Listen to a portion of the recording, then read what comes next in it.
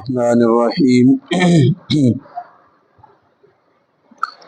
الله الذي يرسل الرياح فتصير سحابا فيبسطه في السماء كيف يشاء ويجعله كسفا فترى الودق يخرج من خلاله فإذا أصاب به من يشاء من عباده إذا هم يستبشرون رب اشرح لي صدري ويسر لي أمري واحلل عقدة من لساني يفقه قولي رب زدني علما اللهم انفعنا بما علمتنا وعلمنا ما ينفعنا وزدنا علما۔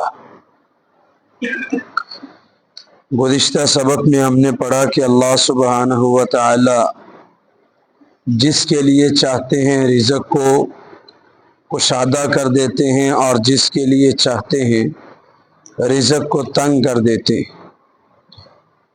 رزق کا کشادہ ہونا بھی مستقل نہیں اور رزق کا تنگ ہونا بھی مستقل نہیں۔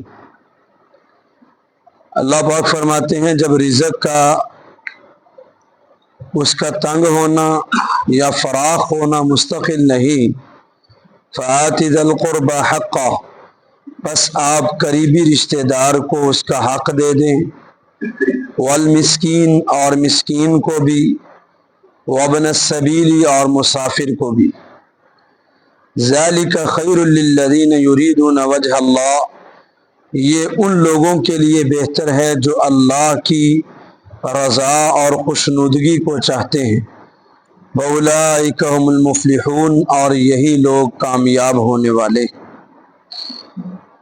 اللہ پاک نے یہاں پر یہ فرمایا کہ رب تعالیٰ نے اگر مال و دولت سے نوازا ہے تو قریبی رشتہ دار کا حق بھی دے۔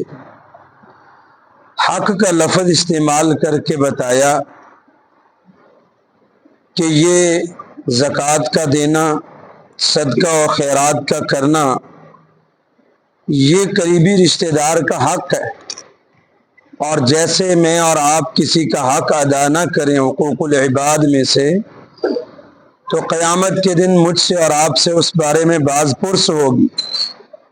ایسے ہی اگر کوئی اپنے مال میں سے زکوٰۃ اور صدقہ و خیرات نہیں دیتا رشتہ داروں کو، مسکینوں کو، مسافروں کو، قیامت کے دن اس قریبی رشتہ دار، مسکین اور مسافر کا ہاتھ ہوگا اور اس مالدار کا گریبان ہوگا۔